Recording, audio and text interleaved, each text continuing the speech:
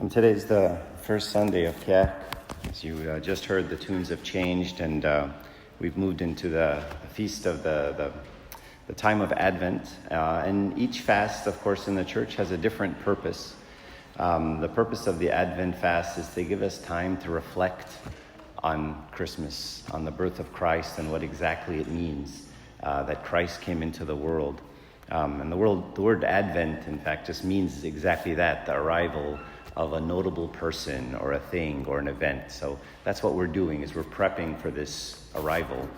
And today was the Annunciation of John the Baptist, and basically over the next 4 weeks we're going to read basically the first chapter of Luke and go through the different parts that led to the salvation and the story of the incarnation. And the incarnation is really just a story of restoration, of restoring what was meant. God created man for a purpose. He created him to be in his image and likeness, to be this special place and to have this special place. And then Adam, as we all know, lost his way. He sinned, he separated himself from God, and now he reaches a point where all of mankind reaches a point where we just can't see God anymore. We can't connect to him anymore. In some case, we don't even know who he is or who we are relative to him. And so man was supposed to have these godly characteristics in him. And just like a person has a kid, a child, there's two pieces to a child. There's nature and nurture. And there's a nature part, there's just the genetics. Then, that's your ears are the same, and you have the same eye color, and you have the same genetic markers as your child. Your child is the same one as you. And then there's the nurture part, where I become, through experience with my child, they start to take an imprint of me, right? They start to talk like me and think like me and deal with problems like I do. And this is what the image and likeness mean. Image and likeness are not redundant words. The image of God that we all have is these characteristics, these genetic, if you will, markers that we all have. And then we take on his likeness through life with him. We become like our fathers in that experience and being raised with our Father in our Father's house. And that process, that second piece, got shortchanged after the fall. So St. Athanasius, he wrote a very famous book called On the Incarnation. It's a classic that everybody should read. I recommend you try to read it during the feast of the fast of the nativity. It's just one of those you can read over and over and get something new each time. But he says there's two real reasons why Christ was incarnated. And he said the first one is this knowledge of God. It's like we don't know who our dad was. And the way you can kind of think about it, if we want to go through a little, thought, is it's as if, this great dad has this, son, and they live in this great house. And the idea is that this son who has great genes is going to be great like his dad because he's raised in this great household. I kind of sound like Trump. And then something goes wrong, right? Something goes wrong. It's as if someone goes in and kidnaps this child, right? A band of thieves. And they take him to their lair or whatever, and they start raising this child instead of this great father. So the son has all these genetic markers, but he's being raised by a pack of thieves, and they're cursing and doing all these horrible things. And so the father doesn't know what to do. And he wants his son to know who he is. And, he wants his son to know, like, we don't talk like that, and we don't think like that, and we don't act like that. And so what's happening is, instead of this son absorbing his dad's characteristics, he's absorbing the characteristics of the person who kidnapped him. And he's becoming like one of them. And this is what happened to us. It's like Satan took us and he tricked us into leaving the paradise where we were supposed to be in communion with our Father. And now Satan was the one teaching us. And this is the story. This is the story of all of mankind, is this fall. And so now I'm living in this horrible place. And so what's the Father to do? Well, the Father basically said, you know what, I'm gonna dress up and I'm gonna go into this lair. And I'm going to, instead of bringing my kid out, which I can't really do right now, I'm going to go in and I'm going to live with him in that dungeon. And I'm going to tell him who his dad is. And I'm going to teach him who his dad is. And so this is really the first point of the incarnation, is to come and say, let me know you, let me tell you who your Father really is. Let me tell you what he's really like. And so the Father wants to express to us who he is, so he sends the Son. And the Son teaches us who the Father is. But in the case of the fall, the case of Adam is a little bigger than that even. And that was the second reason that St. Athanasius says the incarnation happened, is that not only did the Son fall and is now learning about, learning how to be a man from a den of thieves, but in the process of falling, something happened. And St. Athanasius uses this word over and over. He says corruption happened. We got corrupted. Our nature got corrupted. And at some level, it was irreversible. It wasn't simple enough to say, well, just repent. No, some process started. And the way we can think about this corruption, the way St. Athanasius sort of talks about it, is if you imagine taking some yogurt, out of the fridge and leaving it outside for a couple of days, right? What happens, right? It starts to get moldy and bad. And at that point, the yogurt's corrupted. You can go put it back in the fridge, but it's not going to get uncorrupted. It's going to remain corrupted, and maybe it'll stabilize, but it'll stay like that. And so you can't just skim off the mold. It's bad. And so as a human, what would we do? We would just throw it away and buy another one at Albertsons. But God wasn't about to do that with us because he loved us too much. So what did he do as God? What could he do? He can go back and recreate it. And this is what Christ does. He came back into the world, enters into our life of corruption, and then recreates us. The incorruptible unites with the corruptible. And in so doing, we take on this characteristics of incorruption. So with God's grace, I want to meditate today on a quote I heard that I really loved. It said, Christ came into the world to judge it through his presence. Christ came into the world to judge it through his presence. And so let's start with the first part. Christ came into the world. Another way to say this, and it's actually the title of a book that I really like by Father Matthew the Poor. The book is called Love Took Flesh. Love Took Flesh. And that title really, really hit me. And in the book, Father Matthew writes about the birth of Jesus. He says, this is God's day and not a human day. One can say that the joy of the nativity is equal to the joy of 1,000 years of human joys if they were to be combined together. Wow. And that phrase really hits you. And one of the things I love about being in the United States during Christmas season is everyone's so festive. It's so festive. There's lights, there's Christmas carols, there's all kinds of decorations. Yeah, there's a lot of materialism, but let's put that on the side. And one of the songs that I really like to hear is Joy to the World. The Lord is come, let earth receive her King. And then it says, and heaven and nature sing.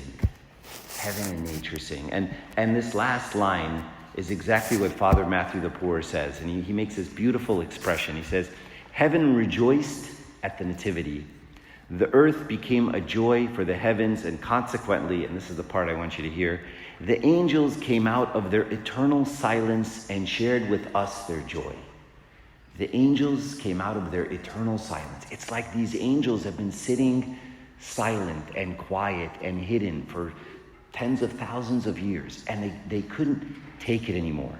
They broke their silence. They appeared, and they had to cry out, glory to God in the highest, and peace on earth, goodwill towards men.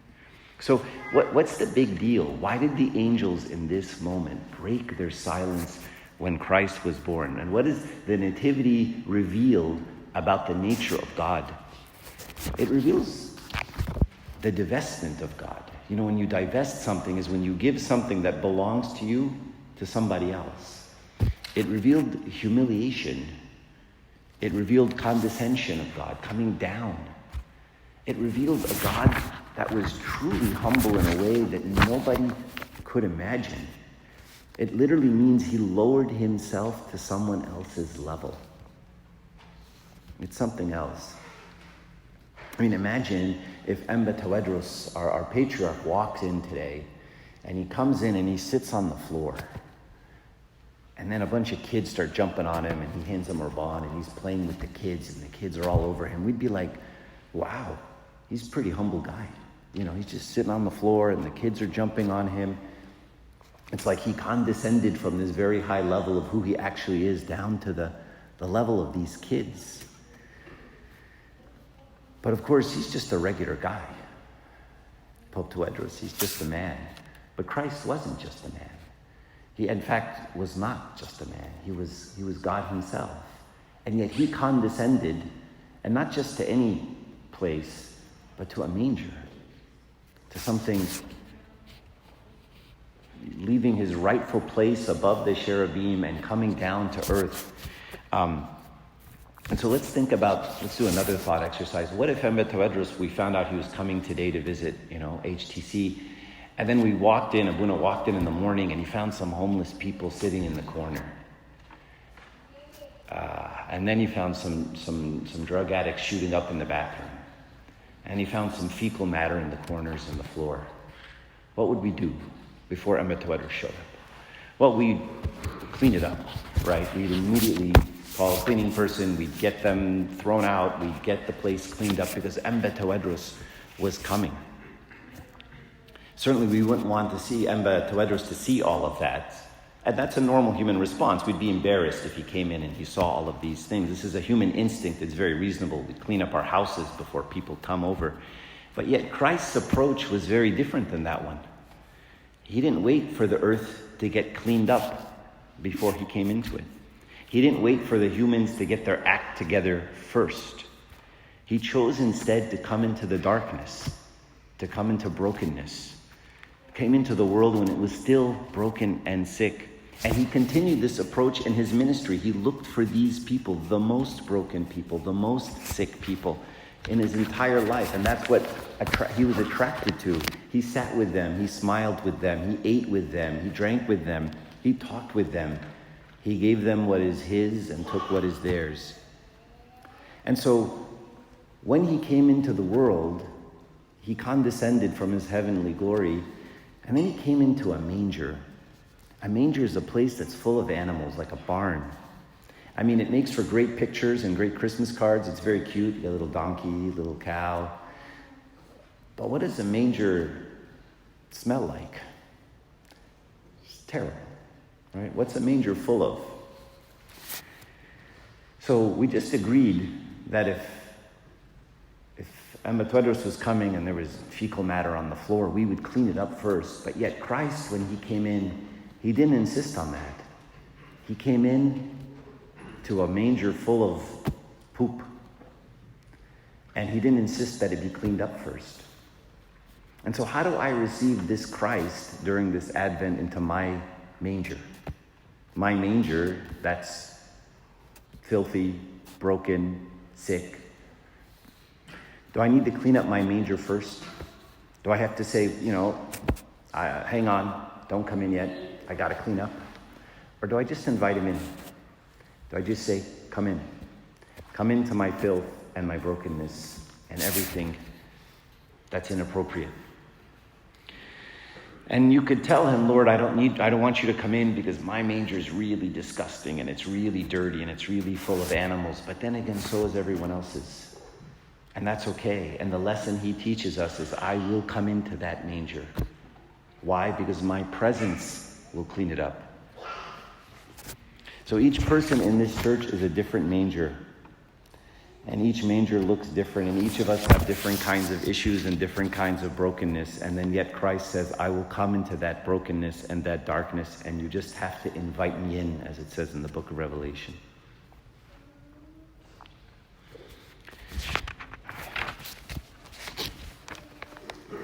Have any of you ever been to the Tahuna in Egypt? The windmill? Anyone? A few people? It's the place where Pope Kyrillos lived. And he lived there for several years as a hermit. And if you've ever been to it, it's nothing to look at. It's just a bunch of bricks. It's not well constructed. It kind of smells. It's not great. It's decrepit. It's ugly. It's not much architecture. But yet we say what? Pope Kyrillos lived there. And because Pope Kyrillos lived there, I go, and thousands of people go, pilgrims, tourists, thousands a year go to see that place and to take that blessing.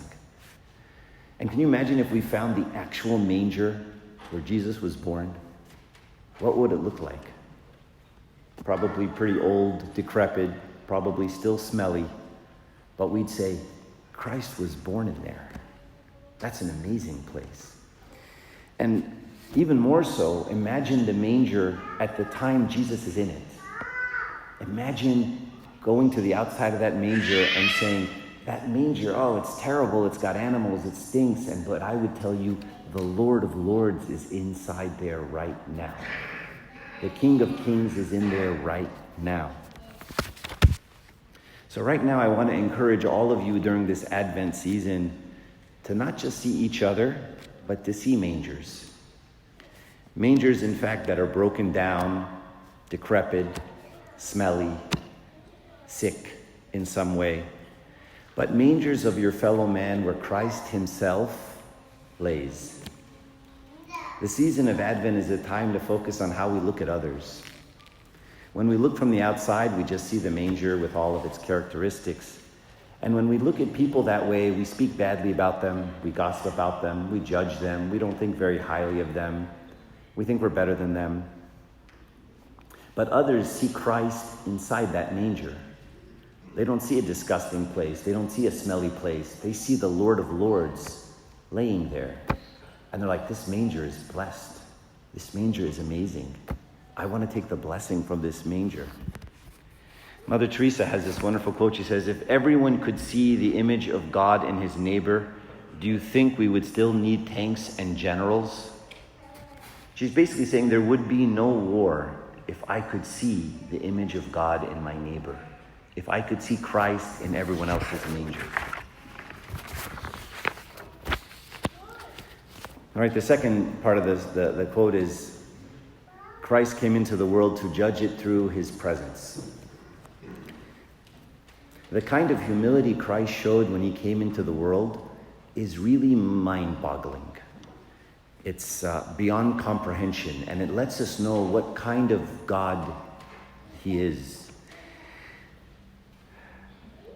I mean, we get caught up on the manger, but let's get rid of the manger for a second. What if Christ, when he was born into the biggest mansion in the world, 10,000 square foot mansion, and as soon as he was born, we hired 100,000 trumpeters to trumpet the coming of Christ? Imagine that. Forget the manger for a second. That would still be the most humble act in the history of earth, because God became a man. In fact, when you talk to someone who's Muslim and you say, why don't you believe in Christianity? That's the part they get hung up on. How could you humiliate God like that? They kind of have a point. It's beyond comprehension that God would condescend and be born out of a womb, come out crying like a baby, and then born in a manger. That kind of humility is just not something we can comprehend. And if I'm called to be the image and likeness of my dad, then should I not show this same kind of humility? And this is why, as Abuna Metta says, the angels came out of their eternal silence. They couldn't take it anymore. When God became a man, it's like they broke. So how approachable is this God? How simple? He came not just as a human being, but as a homeless one. Someone so approachable. This is what St. Macarius says. He says, the infinite, inaccessible, uncreated God assumed a body. And because of his ineffable kindness, if I may say so he diminished himself, lessening his inaccessible glory so as to be able to be united with his visible creatures, so that we can be partakers of this divine life. So I want you all to imagine a quote I heard once, what the world would be like if the gospel were true. What would the world be like if the gospel were true? And I want to conclude with this kind of thought. What if Christ really is who he said he is? What if he really is God? What if God really was born in a manger? And if God did all of these things, and I'm supposed to be this image of God and not just wear nice crosses, but actually carry that cross with him, I realized that Christ, in all of his decisions, he didn't come for power. He didn't come politically. He didn't come with money. He didn't tap any of the sources of power in the world. He didn't tap the clergy. He didn't tap money. He didn't tap politics. He didn't tap war. He didn't tap violence. None of the ways where we think of power. He did the exact opposite. He inverted the power structure of the world. And the way he did it, it turns out, was he came in and he sat with us in our poopy mangers in total humility. Not judging, not asking, when are you going to change, how much longer, just sitting there. And looking at us like no other human exists in the world. And I wonder if I'm called to be the image and likeness of God, if during this Advent season I can practice that. I can practice sitting with people and meeting them where they're at. Sitting with people in their brokenness, sitting with people in their filth, sitting with people in their disease, in their addiction, in their dungeons, sitting with them in love. So now that Cyber Monday's over, shopping is done, the emails have died down, you bought all this stuff, we've gotten the materialism out of our system, great. We have a couple of weeks. Let's take the couple of weeks and let's contemplate on who this God is.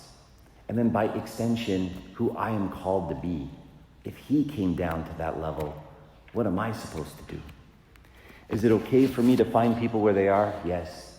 Is it okay for me to condescend my ego, my will, my dignity, my glory? Yes. What if people are bad? What if they're annoying? What if they tell bad jokes? What if they're negative, they're obnoxious, they're hateful? Maybe they're not as smart as I am. Maybe they're not as thoughtful as I am. They're not as generous as I am. Certainly not as humble as I am. And what if they're addicted? What if they're caught in their disease and their sin? Is it okay for me to enter someone else's manger and help them clean the place up? Sure. Is it okay to sit with them in love? Sure. What if they don't respect and honor me? That's okay. They didn't respect and honor him either.